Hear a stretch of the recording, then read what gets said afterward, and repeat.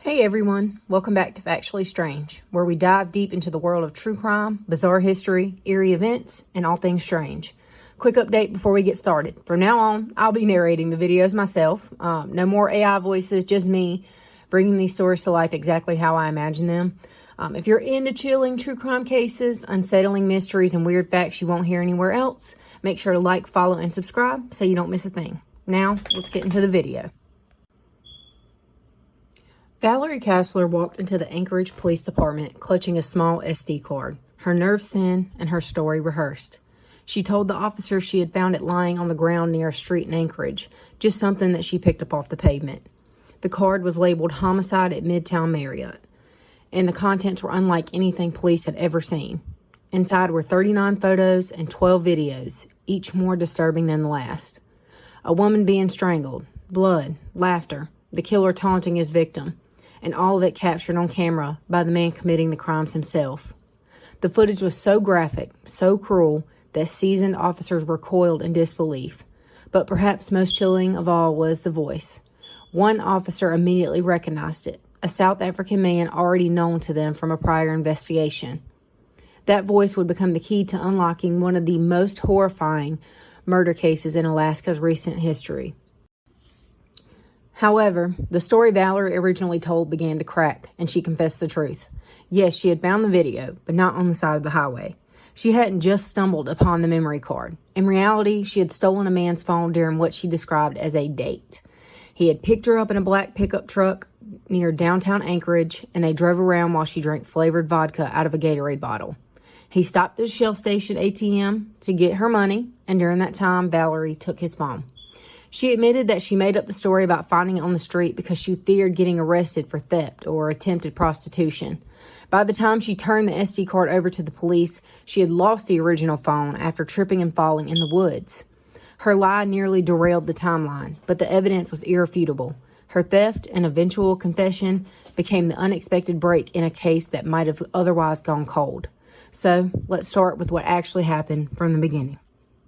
Valerie Kassler was a woman experiencing homelessness and struggling with addiction. In 2019, she was living in a tent in the woods and would sometimes offer men services as a sex worker for money or other things. This is how she met the man she stole the card from.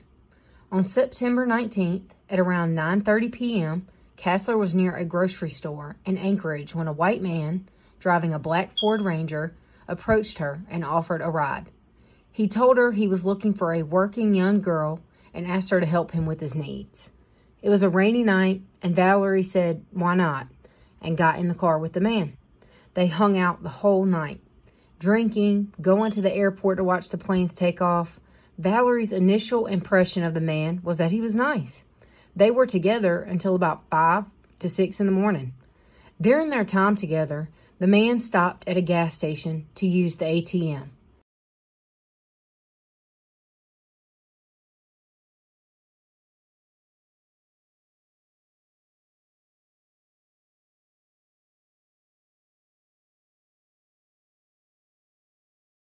Valerie stayed in the car. It was there that she discovered the man had left behind his phone, and she pocketed it. The man at the time did not notice it missing and wound up dropping her off where she went back to her tent. When she returned to her tent, she turned the phone on and she began to search through it. The contacts, the photos, and that is when she found it. A video labeled Homicide at Midtown Marriott. Out of curiosity, she pressed play. The video featured two people, the man she had gone on a date with, and on the floor, a body of another woman. She heard the man tell her, "You're not leaving here alive. I'm killing you." He was stepping on the woman's throat in the video as she was gasping for air, later asking the woman, "Are you still alive?" Valerie watched the video all the way through. She was disturbed, paranoid, and scared. Who had she been with all night? Had she been with a killer? Valerie stayed locked up in her tent for days. But then she eventually did go to the police with the evidence on September 30th, 11 days after she had gone on a date with the man. She brought it in on an SD card, originally telling that story that she had found it on the side of the road, until she told the truth and that she had stolen it from her date. The police took this SD card from Valerie Kassler and began to watch it. At first, authorities were skeptical, wondering if this was real or fake. They had to determine whether the images and videos on the card were authentic. Police spokesman MJ Thiem told Alaska Public Media that, and I quote, "With the SD card, one of the first questions that detectives had to answer was it staged or did this really happen?" When they were able to determine that this was an actual crime, then the investigation started to quickly speed up. End quote. Brendan Lee, a detective, said, "It was one of the hardest things I've had to watch in my life, not just as a police officer. This was the worst thing that I have ever seen happen to a human being." The videos depicted a man sexually assaulting and physically abusing a woman in a hotel room. The man was heard taunting the victim during the assault, making statements like, "Just take it. You live, you die. And in my movies, everybody always dies."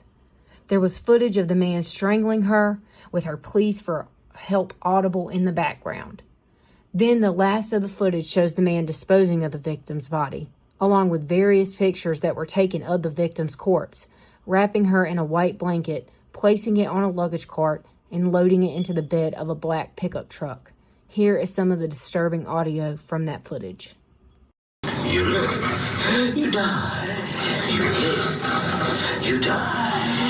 You live, you die. Sadly, in my movies, everyone dies. I get the Oscar. Oh, really? Okay, so much.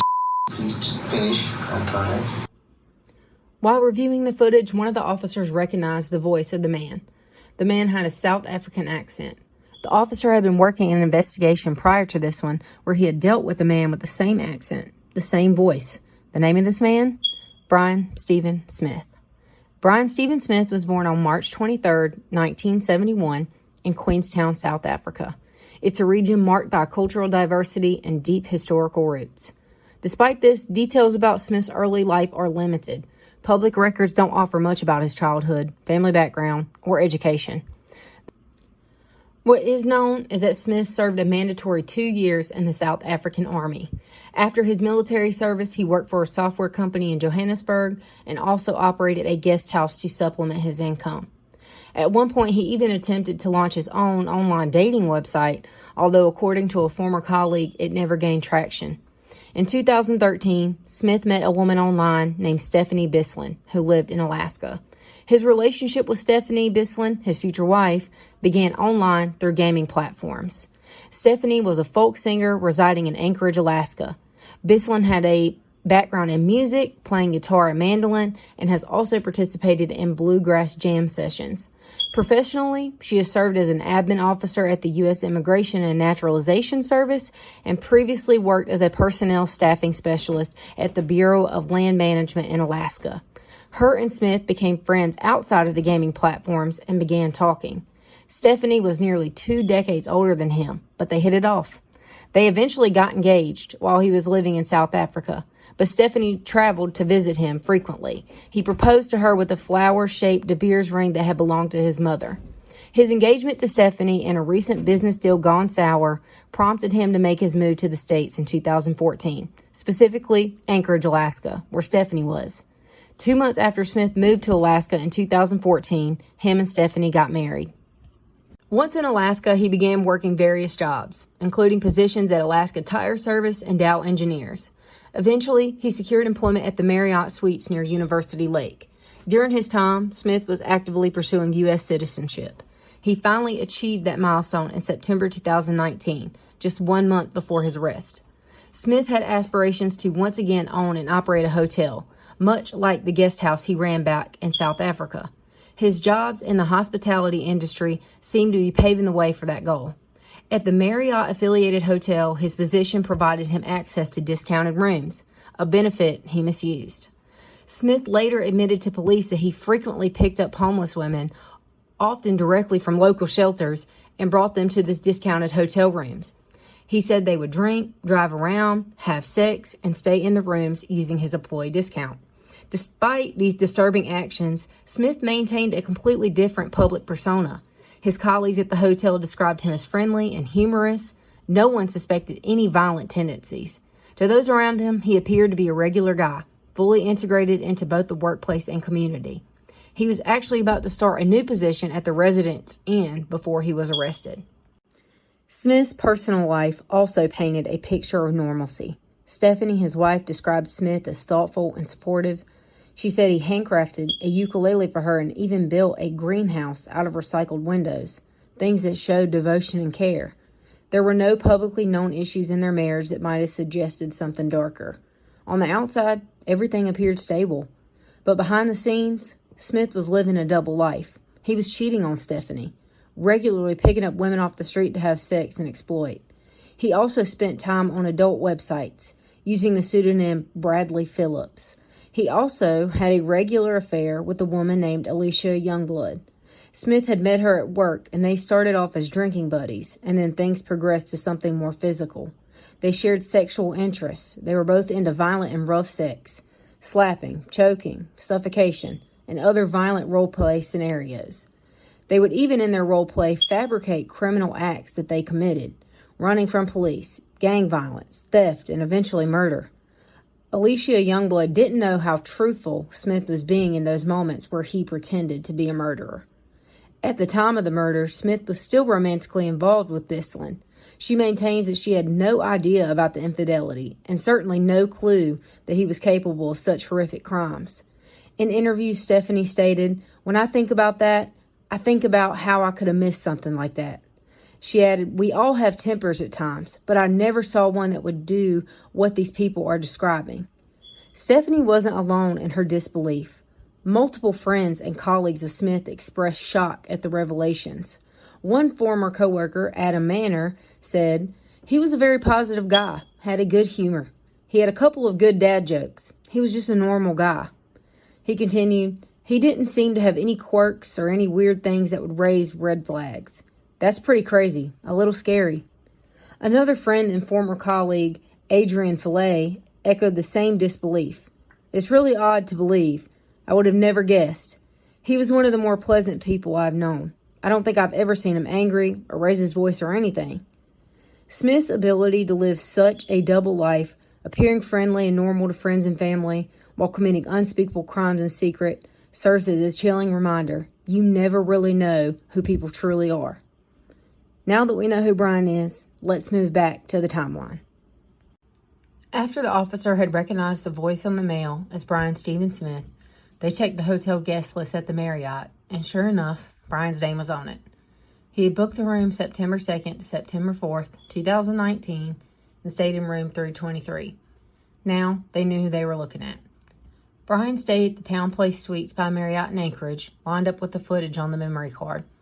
The first video was filmed in the early hours of the morning, around 1 a.m. on September 4th, in that same hotel room. The final images from that card were taken just after midnight on September 6th, showing the lifeless body of the victim wrapped in a white blanket, loaded onto a luggage cart, and then placed in the bed of the black pickup truck. The police then turned to Smith's phone records, looking for additional evidence and tracking where his phone had pinged at specific times. At the same time, they began tracing his movements by collecting local CCTV footage and piecing together a timeline of events surrounding the timestamp clips found on the memory card. Their goal was to identify the victim and determine where her body might be. Just 2 days after Valerie Kastler had brought in the SD card, another breakthrough came. 2 railroad workers discovered human remains near the Seaward Highway on October 2nd, 2019. The remains belonged to a woman with long, dark hair, matching the description of the woman seen in the disturbing footage. Around the same time, the FBI analyzed Brian Smith's phone records and found that his phone had pinged in the same area, placing him at the scene. The timestamps on the final images from the memory card matched the time he was at that location, allowing investigators to directly connect him to the disposal of the body. The investigation had also found a time-stamped image of Smith in that same black pickup truck in the footage, with the body of the victim in the truck before the disposal of the victim.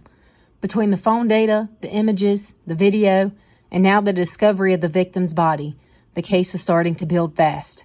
Now, investigators needed to identify the woman in the footage and confirm whether the recovered remains belonged to her.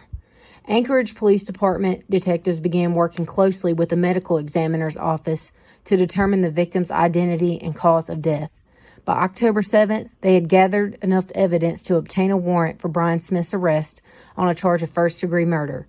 However, Smith was out of town at the time with his wife Stephanie and wasn't scheduled to return to Anchorage until the following day. So on October 8th, APD officers were waiting at the airport as Brian Stephen Smith's flight landed, and they took him into custody immediately. At first, they didn't tell him exactly why he was being brought in. They went through the Miranda warning and asked if he was comfortable proceeding with the questioning. Although clearly hesitant, he agreed, and the investigation began. All of the interrogation clips that I'm using in this video came from the interrogation files. I will link the full interrogation in the description box. The interrogation started casually. Detectives asked Smith if he knew why he was there. At that point, they haven't given him much information to go on, just that they needed to clear a few matters up. Smith guessed it might have something to do with the recent break-in. He said someone had stolen his wallet from his truck, along with his driver's license, and a credit card that was later used at stores like Lowe's and Home Depot.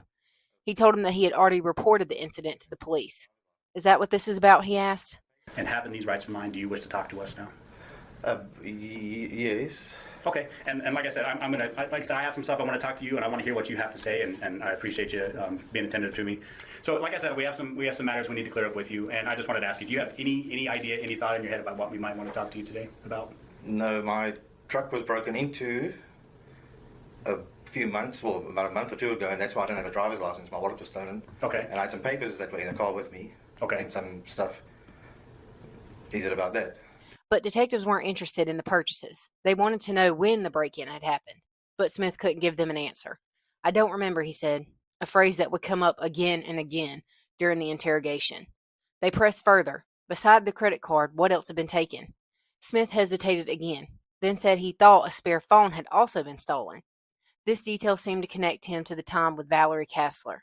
His answers were vague and scattered, odd for someone whose personal belongings had just been stolen. Most people would remember exactly what was taken and when. Then, Smith mentioned something else. His GoPro camera had been stolen too. He explained how it worked, how the footage uploaded directly onto an SD card. That's when the tone in the room shifted. This wasn't about scenic hikes or wildlife footage like Smith usually recorded. The SD card in question contained video evidence of a murder. Since Smith didn't remember, police told him that they had some photographs that might refresh his memory. They showed him a picture of an SD card and asked if it looked familiar. He said it was the type that he used for his 3D printer. He even mentioned that you could buy that exact kind at Walmart. Police asked if he drove a black Ford Ranger, and he confirmed that he did. Then they told him that that same Ford Ranger, with tags registered under his name and his wife Stephanie's, appeared in the same footage or on the SD card. Smith claimed he could have used the card at some point if the footage had his vehicle, but again said that he couldn't remember. At this point, Smith was clearly playing dumb. He gave no answers during the silences police left open. Silences meant for him to explain why his truck was on the card. The detective shifted to his job at the Marriott, asking how often he stayed at the hotel he worked at in Anchorage, specifically in the past month. Smith said that about 2 weeks ago, after a fight with his wife, he used his employee discount to rent a room there, and while staying at the hotel, he admitted to drinking heavily. Did you meet anybody there? Talk with anybody? Smith replied that he couldn't remember, but he probably would have. He said it was typical for him to go out and find a companion. Seconds later, Smith claimed he did meet a woman near the homeless shelter, but said she worked there. According to him, the woman spent the night with him, and he took her to work the next day. But of course, he couldn't remember her name, what she looked like, or what time he picked her up. Then, just moments later, Smith did describe what she looked like, saying she had very short hair, and for some reason adding that he initially thought she was a lesbian. He said they went back to the hotel room, drank, and had sex. Then he backtracked, saying that they probably had sex and that there was a good chance. At that point, detectives pulled out several photos, one showing a receipt from the hotel room that Smith had rented. They asked what he saw in the images. Smith played dumb again, saying that the woman in the pictures looked like she had been beaten up. Then he asked, "Do you think I beat this girl up?" That's when the detectives told him it wasn't just photos on the SD card. It was videos. Videos of Smith's voice, Smith speaking to the victim, audio of him strangling her while she was on the ground.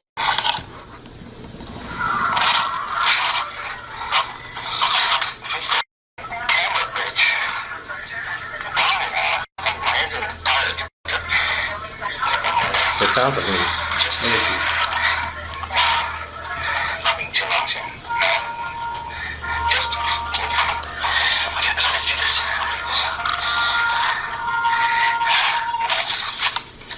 Smith insisted he didn't remember. He started talking about blackouts, how he experienced in the past, saying that he thinks that may be what happened. He even asked detectives who would record something like this. Unique voice. Absolutely. It's English mixed with the Dutch. And you talking and like I said, there's about 12 of these videos, and I've watched every single one of them multiple times, unfortunately. And you talking, you know what you're doing in those videos. I mean, you're describing what's going on in those videos. And so, Mr. Smith, I don't believe that you don't remember this happening. And like I said, we need to talk. We need to get ahead of this because this is pretty big here. Yeah. So. Well, yeah. I don't remember this. Is this the same girl there? That is.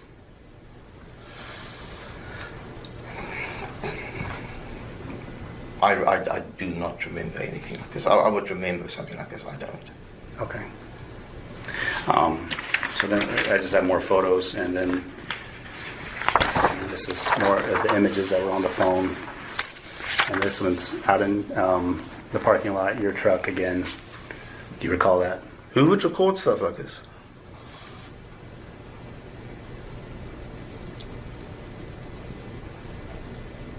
That looks like a Marriott card. That looks like my truck parked over there. It is.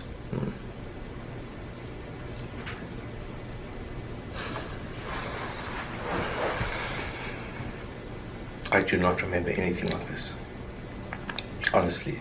But then police showed him his phone records, matching him to the crime at the same time as the timestamps on the footage. Realizing he was, in his own words, in deep shit, Smith started explaining what he did remember. Yeah, well, look, this sounds very serious. No matter what, I'm going to be in deep shit. So, okay, I'll tell you what I remember. According to him, when he arrived at work the next day, he saw something fall out the back of his truck. When he unwrapped the tarp, he found a body. He said he panicked and dumped it, still claiming he didn't know how it got there. He said he wanted to call police, but didn't think they would believe he had nothing to do with it. He admitted that yes, it was his voice in the recordings, but no, he didn't remember any of it happening. Of course, the detectives didn't buy that. They kept going, telling him what else was captured on the footage. And we can tell that this is something that's going to be hard for you to talk about. Well, we can tell you that you're not telling the truth about remembering this event. I do not remember this. On these on the videos, on several of them. Yeah. In my movies, sadly, everybody dies. Bitch, what are my followers going to think of you? People need to know when they're being serial killed. These are things you're saying to her while you're doing that. Why would I say that? That's stupid to say things like that. You weren't anticipating that we were going to get a hold of this card, and you weren't anticipating that the railroad was going to drive by and see bones laying on the side of the railroad track. You didn't anticipate that. What do you think a normal person, reasonable person, if I came out and I found a dead body in my back seat of my car or in the back of my truck, what would a reasonable person who's never had any contact with the law, as far as I know, right? Never had any negative contact with the law. There's video there that would explain it, right? If somebody put that body in the back of your truck, why would you not call it? A reasonable person would call the police and say, hey, I found a dead body. What they wouldn't do is wait 2 days, keep the dead body in the back of their car, drive it home, park it in the driveway, and then take it out to a spot and not only dump the body over the guardrail, but take the other stuff that's with her to a different place. What does that look like? And then take pictures of her in the back of your truck. Yeah. So nobody else could have done that. I know. I'm not. I was the only person there when I dumped her. That's so you're the only person that could have taken that photo, and it's on this SD card of you killing her. Obviously, his story didn't make sense, so detectives began to press even harder, recapping everything that they had shown him. They told Brian that if he truly didn't remember this murder, they would need to start looking into him more deeply, into any other crimes he may have committed. They asked him, why would you record this? Who were you recording it for? Smith admitted to using a website called Europrofile to upload his videos of him and his mistress, Alicia. I can't remember who. It's probably this girl. I mean, can see you like taking photos of Yeah. the people that you're with, and in this case, what you did. Yeah. But so many photos. I mean, usually I'll just take one or two, take a little video, you know. But this was a. This is a lot of stuff. Yeah, no, this was happening. And I do not have a YouTube channel where I post snuff videos. I do not have a thing like that. Okay. Well, I don't think they allow that on YouTube. Do you have Yeah, anything like well, that? at all? they- I mean, we're going to find it. If you posted anything, we're going to know. Yeah, well, I don't. I don't have that kind of thing where I post videos of things. The videos of Alicia and myself, I've got on an adult website.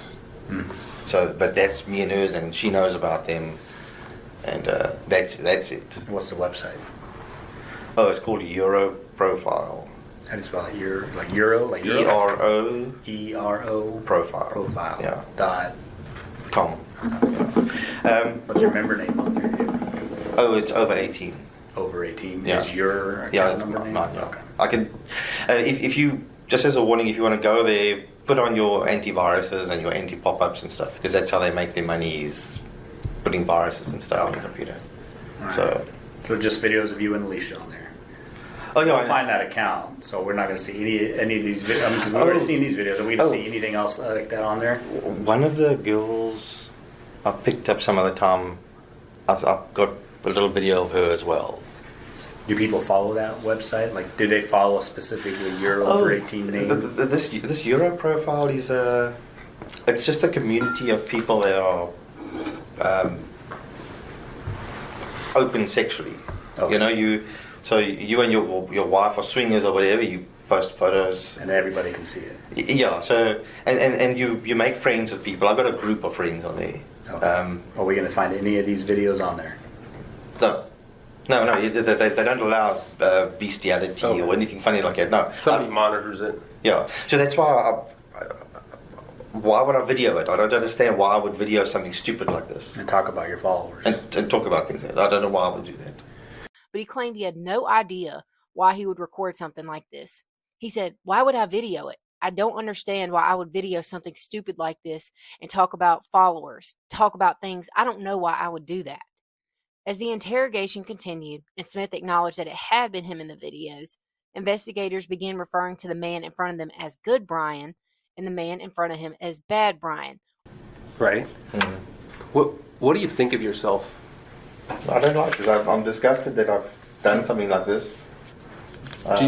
Do you think that, and I'm not saying it was entirely intentional, but do you think that you, the Good Brian that we're talking to, apparently we haven't seen the Bad Brian yet because Bad Brian did this. Do you think Good Brian wanted Bad Brian to get caught? That's why somebody made it so easy for us?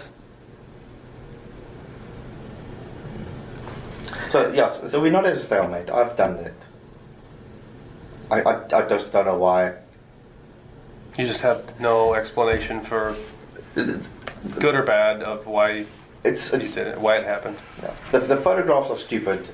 You say that somebody took the SD card out of my truck and I said no, give it back. It belongs to work or something. That's what you said. If I knew.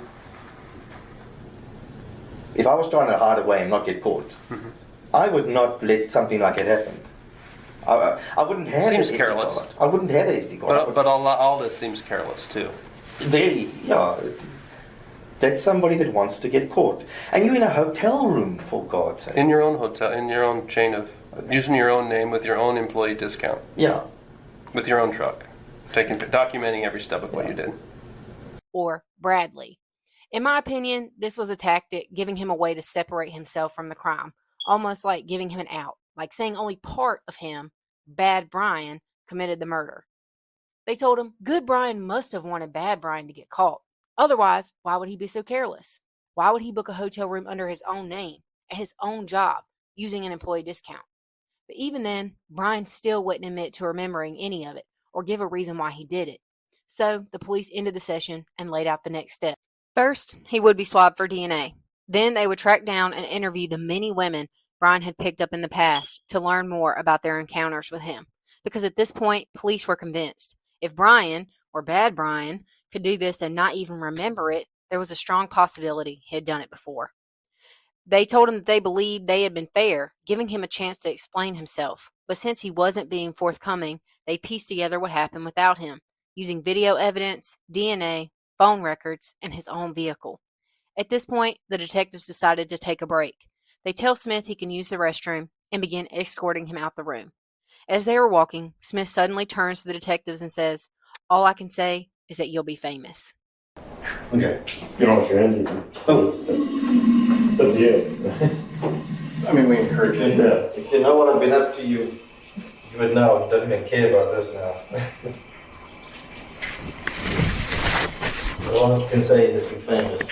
What's that? All I can say is that you're going to be famous. Well, When they return to the interview room, the detectives prepare to wrap things up. They show Smith the warrants and explain that he will be taken to have evidence collected from his person. But before they can move forward, Smith signals that he is ready to talk again. He begins to describe another murder, a different woman he had killed 3 years prior. Smith explains that he was driving when he saw a woman on the side of the road. He stopped to pick her up and noticed that she was already drunk and asking for booze. He brought her back to his home while his wife was away. Once there, the woman fell asleep on his couch. Later, Smith asked her to take a shower. When she refused, tensions escalated. Smith grabbed a pistol and pointed at her, demanding that she shower, but she still refused. That's when Smith pulled the trigger, killing her, making her his first known victim. She actually seemed like a nice person, and she wanted booze. I knew that. She was drunk. She had a half a bottle of R&R on her there, and I think that's actually why I stopped, because I had some booze, but I didn't know if I had enough. So I thought, you know, that attracted me to her. I picked her up and I said, "Hey, do you want some warm food and a warm place to sleep tonight?" And she was like, "Yes, sure." And she jumped in, but she was really drunk. She was slurring it, and I took her home, and she fell asleep on the couch in front of the TV, and she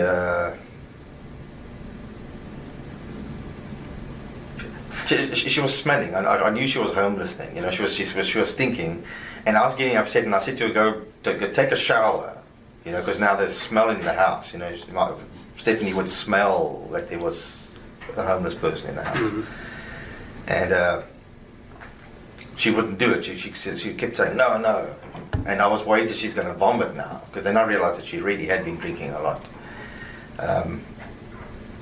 No excuse, but I'd also been drinking a hell of a lot. Like I said, when Stephanie goes, that's Brian time. I can, or as you call it, Brad time.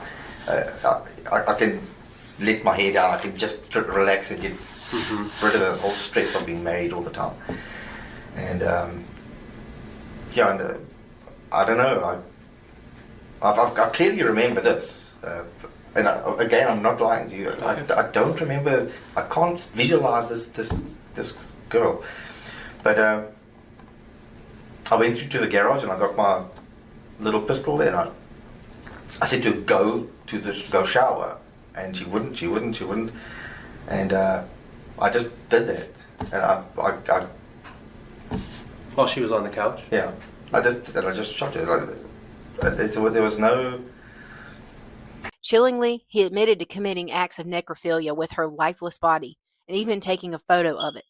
He then tried to clean the scene, later telling investigators he had searched online to see if hydrogen peroxide would remove bloodstains from the carpet.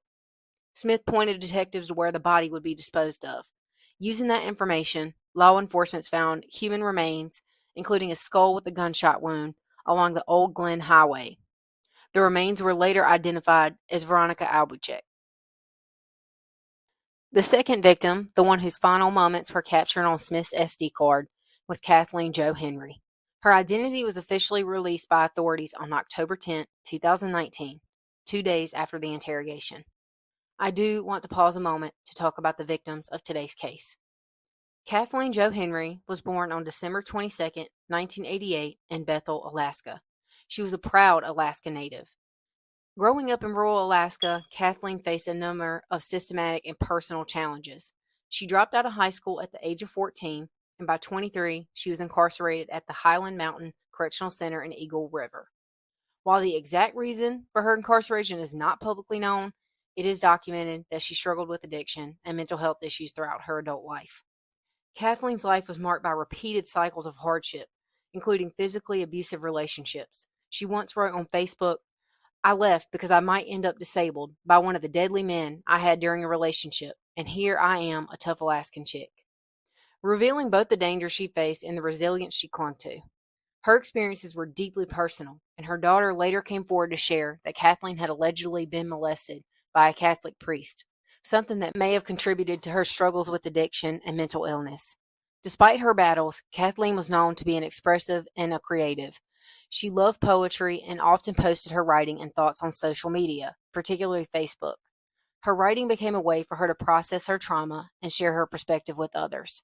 In 2012, during her time in prison, she earned her GED, a testament to her desire to improve her life despite the obstacles she faced. At some point, Kathleen met Brian Stephen Smith in Anchorage. The circumstances of their meeting remains unclear, but in September 2019, she was lured to a room at Town Place Suites by Marriott. She was 30 years old at the time of her death. Kathleen Jo Henry's life was not defined solely by her struggles, but by her fight to survive and express herself in a world that often overlooked people like her. Her tragic death brought national attention not only to her case, but to the ongoing epidemic of violence against Indigenous women in Alaska. Veronica Abowchuk was born in 1967 and grew up in the small native Alaskan village of Stebbins. She was part of a large, close-knit family and had several siblings, including a sister named Martha Toms. In 1984, Veronica graduated from high school, a proud moment for her family and a significant achievement in a rural community with limited resources. Veronica was a mother of 4, 2 boys and 2 girls, and a grandmother. Her family remembers her as a kind, sweet, and caring woman who had a way of making each loved one feel special. She was known for enjoying time with her family, especially shopping trips with her sisters and holiday celebrations. She also had a strong cultural connection to her roots and practiced traditional native crafts, including making grass baskets and dolls. Despite her deep love for her children and grandchildren, Veronica struggled with addiction throughout her adult life. According to one of her daughters, her battles with substance abuse made it difficult for her to raise her children, a source of pain and hardship for the family. Still, her family describes her with warmth and affection, recalling the love that she gave and the creative spirit she carries with her. In the years leading up to her disappearance, Veronica experienced several periods of homelessness, particularly in Anchorage. She maintained contact with her family even through these difficult times, and her loved ones remained concerned for her well-being. She was officially reported missing in 2018. The circumstances under which Veronica met Brian Stephen Smith remain unclear, as little documentation exists about their interaction prior to her death. Veronica's story reflects not only the personal tragedy of her life and her death, but also the broader issues facing many Indigenous women in Alaska: poverty, addiction, violence, and the devastating effects of being overlooked by the systems meant to protect them. Still, her memory lives on through her family, her artistry, and the love she gave during her lifetime. Okay, now let's get back to the timeline, and here is a short recap. September 4th, 2019, Brian murders Kathleen Henry. September 6th, 2019, Brian Smith disposes of her body. September 30th, 2019, Valerie Kassler brings in the SD card. October 2nd, 2019, Kathleen Henry remains were found. October 8, 2019, Brian Smith is interrogated and arrested. He admitted to the murders of Veronica and Kathleen. Now, we move on to the trial. Following Brian Stephen Smith's chilly confession and the mountain of evidence collected by investigators, including video footage, audio recordings, and physical items, the case finally moved to trial. Years of legal preparation, forensic analysis, and emotional buildup led to the courtroom in Anchorage, Alaska, in early 2024, where Smith would face justice for the murders of Kathleen Jo Henry and Veronica Abowchuk. The trial drew national attention, not only because of the graphic and deeply disturbing nature of the crimes, but also due to the rare and undeniable clarity of the evidence. From the outset, the prosecution's case against Smith seemed overwhelming. Still, the court was required to methodically walk through every disturbing detail, from how the evidence was discovered to how the state planned to prove premeditated murder. Despite his recorded confessions and the substantial digital and physical evidence, Brian Stephen Smith pleaded not guilty to all charges. He maintained this plea throughout the legal proceedings. During police interrogations, Smith admitted to being the person depicted in the videos and photographs recovered from the memory card. He also confessed to killing both women.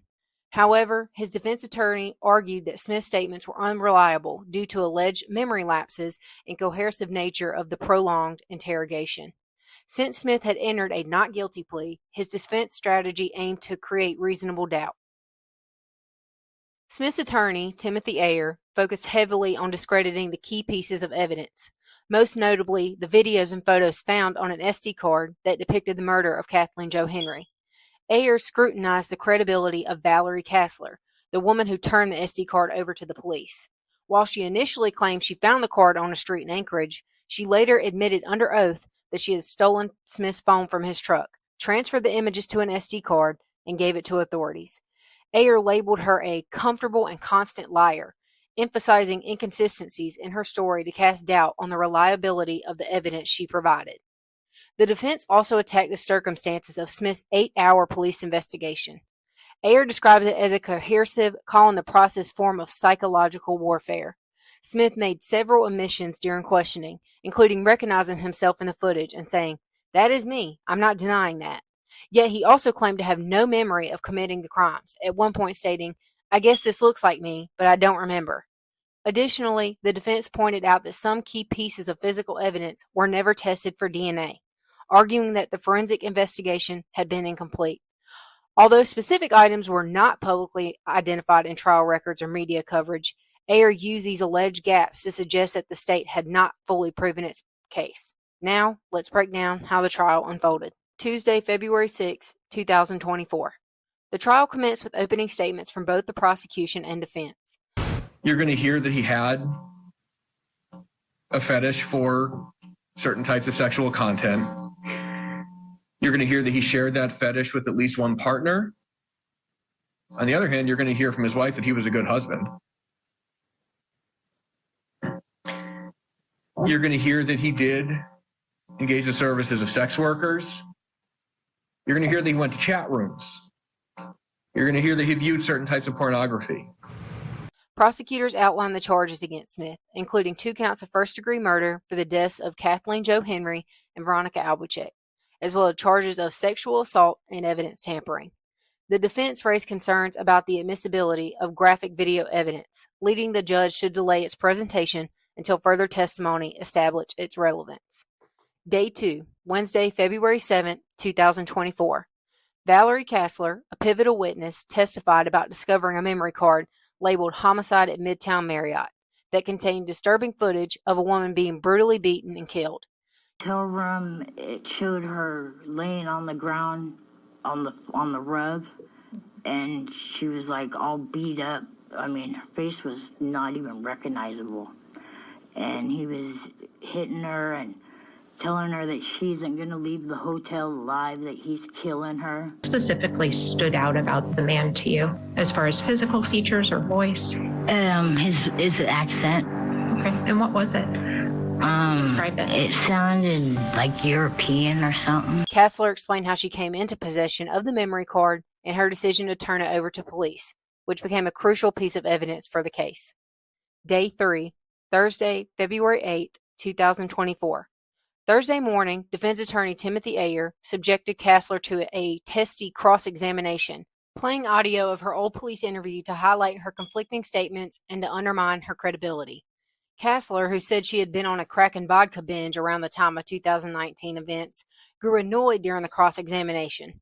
"You're trying to mix my shit up," she said at one point. The defense also continued to challenge the admissibility of the video evidence, arguing that its graphic nature could prejudice the jury. The defense argued that the murky story of how the videos and images ended up in the police hands to begin with means they should not show it to the jury, at least not yet.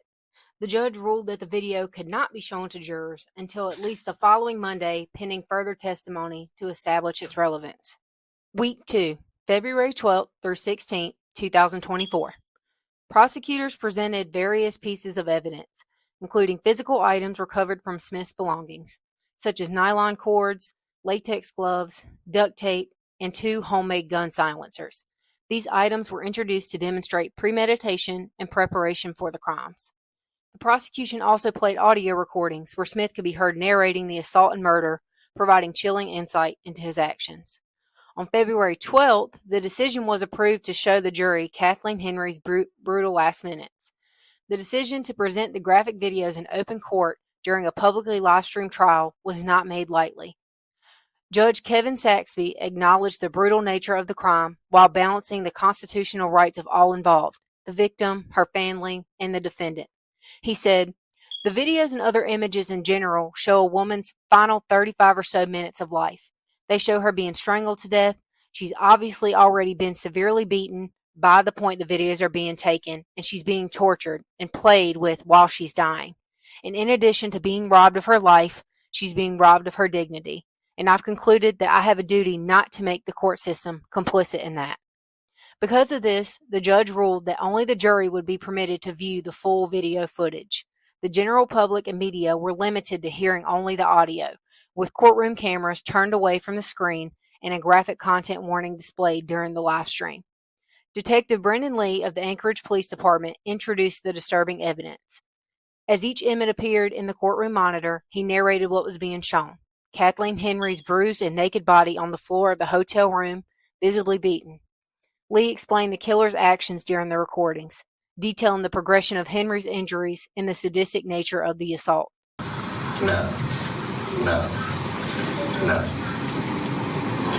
We're going on for no. This is like half an hour at least now. We're going on half an hour now.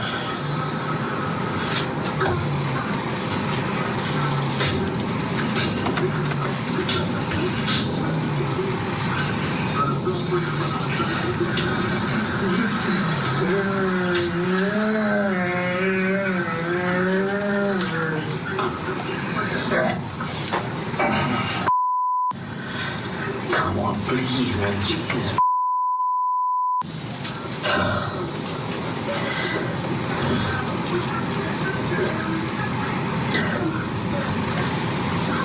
Yeah, that's it. Just do it. Just take it, swallow it. Just do a nimble shot while we're here. Do like an angle, like an action shot.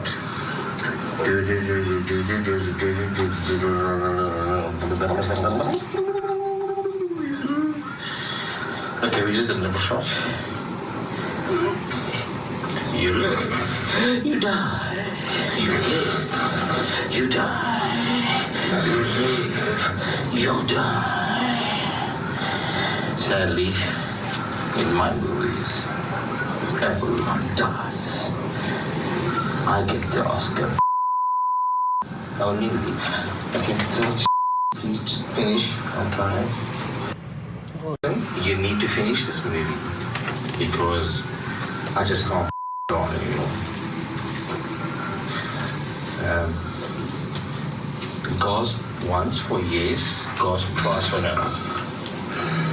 Oh geez, that was like there was 2 gasps, but you're resisting me. Okay.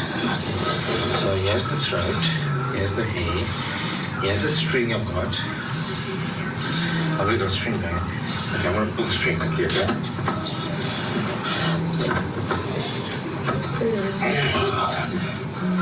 Yeah, it's all tightened. Just put your face forward, you stupid bitch. Do people have to be taught how to die these days? After 120,000 years of evolution, we haven't learned to die yet. Huh? Bitch. I don't have time for you. You are drinking time off. I got a bottle of whiskey still to go through, and it's already like bitch. Come on, just take off for the team, bitch. Huh? Take it for the team. Take it for the team, bitch. So, I know this is like weird, but swallow it. Just fucking swallow it. with to carry your so you all down to my car and go dump you somewhere, huh? You just up my entire evening, bitch. Huh? Just finish, please. I'm tired. I need to go on straight and narrow. Bitch. Just stop. One of the most chilling videos showed the man, later confirmed to be Brian Stephen Smith, singing Thunderstruck by AC/DC while toying with Henry. He strangled her with a wire and repeated the words, "You live, you die," as the sounds of Henry's agony filled the courtroom. Another key moment in Lee's testimony described footage showing Smith moving Henry's lifeless body, wrapped in a white sheet, onto a luggage cart and wheeling it out to the black Ford Ranger with the white topper in the hotel parking lot. As the videos play, Lee would pause to clarify what was happening, sometimes quoting the killer directly. In one instance, Smith could be heard taunting, "Do people need to learn how to die these days?" Throughout the presentation of this horrifying evidence, Brian Smith sat silently at the defense table, his hands folded in his lap, watching the rest of the courtroom. Day 12, Wednesday, February 21st, 2024. The prosecution presented the final pieces of evidence, including a brief video showing Smith naked and leaning over a woman's body on a red couch, identified as Veronica Albuquerque. Another image shown in court that morning depicted Albuquerque's lifeless nude body on the floor, partially covered by a blanket. Prosecutors also introduced surveillance footage from early September 6, 2019, shortly after they say Smith disposed of Kathleen Henry's body near mile 108 of the Seaward Highway. Around 2 a.m., Smith was caught on camera at a McDonald's purchasing 2 Big Macs. Jurors also heard text messages and jail conversations where Smith made incriminating statements, further solidifying the prosecution's case. Day 13, Thursday, February 22, 2024. Both sides delivered their closing arguments. The jury deliberated for less than 2 hours before returning a unanimous verdict, finding Smith guilty on all 14 counts, including 2 counts of first-degree murder, sexual assault, tampering with evidence, and misconduct involving a corpse. Sentencing, Friday, July 12, 2024. Superior Court Judge Kevin Saxby sentenced Brian Stephen Smith, 53 years old, to 226 years in prison for the murders of Kathleen Jo Henry and Veronica Albuquerque. Family members and members of the community gathered in the courtroom for the sentencing, and Veronica's daughter provided a statement wishing that Smith would live the rest of his life with no hope. Christy Gamaldi, her daughter, was the only family member to speak at the sentencing, per the outlet. She said, "I feel her all around me, watching over me. No one can take that away." She said that true love never dies and that she is relieved that Smith will rot in prison. She also said, "I hope he is swarmed with guilt someday, knowing he stole so many people's joy. I will dance the day he dies." It was an insignificant moment that became significant to me. I feel her all around me, watching over me. No one can take that away. This experience has taught me so much, and it shows me true love never dies. Their family, who cannot be here today, but wish they could, including my father, her grandkids, her daughter, her son, aunts and uncles of mine. We all wish she had it so much better. It's a relief knowing the defendant will rot in prison. I hope he is swarmed with guilt someday, knowing he stole so many people's joy. I wish nothing more than defendant lives the rest of his life without joy, and I will dance the day he dies. To me, he will always be an unintelligent, sick human being who couldn't comprehend the meaning of life. John Prine said it best, "Some humans ain't human, some people ain't kind." In handing down the lengthy sentence advocated for by the state, Judge Saxby said, "There is no hope, there is no restoration, there is only preventing Mr. Smith from killing again." Red handprints, a symbol of resistance and remembrance. Throughout the trial of Brian Stephen Smith, a powerful visual symbol emerged in the courtroom and beyond. Red handprints. These handprints, often painted across the faces of Indigenous women and their allies, served as a reminder of the Missing and Murdered Indigenous Persons Crisis, or MMIP. The act of marking one's face with a red handprint is a form of silent protest, drawing attention to the systemic violence and neglect faced by Indigenous communities. The red handprint has become a globally recognized emblem within Indigenous activism. It represents the silencing of Indigenous women and the urgent need for justice. By wearing these handprints, individuals not only honor the victims, but also demand accountability and systemic change. During the proceedings, many family members and supporters of the victims attended the trial wearing these handprints. This collective display underscored the community's grief and their call for justice. The presence of these symbols in the courtroom highlighted the broader societal issues at play and the need for a more inclusive and responsive justice system. Beyond the courtroom, the red handprint sparked conversations across the nation about the disproportionate violence faced by Indigenous women. They served as a catalyst for discussions on policy reforms, increased awareness, and the importance of culturally sensitive approaches in law enforcement and legal proceedings. The crisis of missing and murdered Indigenous women in the United States is a deeply rooted and ongoing cause, marked by alarming statistics, systemic challenges, and recent efforts aimed at addressing these disparities. Indigenous women in the U.S. face disproportionately high rates of violence. According to the National Institute of Justice, over 84% of Native women had experienced violence in their lifetime, and more than 56% have endured sexual violence. Homicide ranks as the third leading cause of death for Indigenous women aged 10 to 24. Notably, a significant portion of this violence is perpetuated by non-Native individuals. Additionally, underreporting and misclassification of cases contribute to the crisis. For instance, in 2016, while the National Crime Information Center reported 5,712 cases of missing Indian and Alaska Native women and girls, the U.S. Department of Justice missing person databases included only 116 of these cases. In response to this crisis, several legislative measures have been enacted. Savannah's Act and the Not Invisible Act, both signed into law in 2020, aim to enhance reporting, data collection, and collaboration concerning missing and murdered Indigenous persons. At the state level, initiatives like Arizona's Emily's Law have been introduced. This law establishes a turquoise alert system to rapidly spread information about missing Indigenous individuals under suspicious circumstances. Named in honor of 14-year-old Emily Pike, an Indigenous teen who went missing and was later found deceased. The law reflects a growing recognition of the need for targeted alert systems. It's important that we recognize the ongoing crisis of violence against Indigenous women and continue to fight for justice, awareness, and systemic change. These are not isolated tragedies. They are a broader pattern of neglect, invisibility, and failure. We owe it to the victims, their families, and future generations to keep speaking out and demanding accountability. After Brian Stephen Smith was convicted of the brutal murders of Kathleen and Veronica, many hoped that the case would be finally closed. But the chilling reality is that the investigation may be far from over.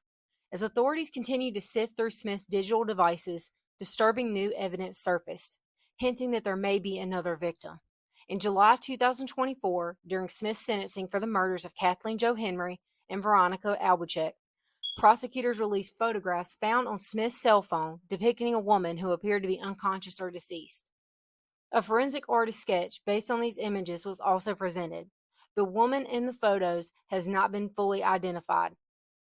Family members of Cassandra Boskowski, a woman who went missing in the summer of 2019, believe she is the individual depicted in the photos. In September 2024, a jury in Anchorage declared Cassandra legally dead during a hearing to establish her death in the absence of a body. This legal declaration allows for the issuance of a death certificate, despite the absence of her remains. While Smith has not been charged with Cassandra's death, the investigation remains open.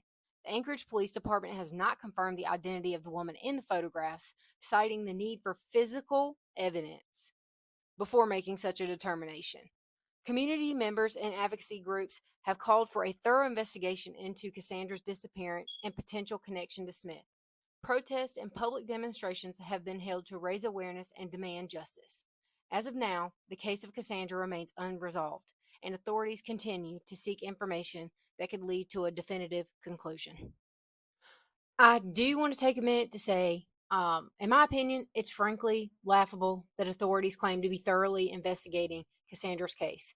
They've publicly stated that there's no definitive evidence linking Brian Stephen Smith to her disappearance, but this rings hollow when we know they discovered photos of Cassandra on Smith's phone as far as back when they first obtained his phone records, allegedly. How can they dismiss that as anything less than deeply suspicious? Photos of a missing woman taken around the time she disappeared, found on the phone of a man now convicted of murdering 2 other women. And still, they claim nothing definitive. Cassandra family deserves better. Cassandra deserves better. It's time for real answers, not dismissive statements and delayed action. Not to mention, in my opinion, the only reason Kathleen and Veronica got justice at all is because the case practically fell into APD's lap. I truly believe that if Valerie Kessler had not brought that SD card in on a silver platter, this would not have been investigated, at least not anytime soon. No matter what anyone thinks of Valerie Kessler, she's a hero in my eyes. Her actions expose something horrifying that may have otherwise stayed hidden. This case is a brutal reminder of the violence that Indigenous women continue to face and how often those crimes go unnoticed, uninvestigated, and outright ignored. Kathleen Jo Henry and Veronica Albuquerque deserve better. They deserve to be protected, and they deserve justice without needing the stars to align for a case to land perfectly in the hands of law enforcement. What do you think about the way this case unfolded? Do you believe justice was truly served? Your thoughts in the comments below. Don't forget to like this video, subscribe to the channel, and turn on notifications so you don't miss future deep dives like this one. Thanks for watching, and remember, every story matters.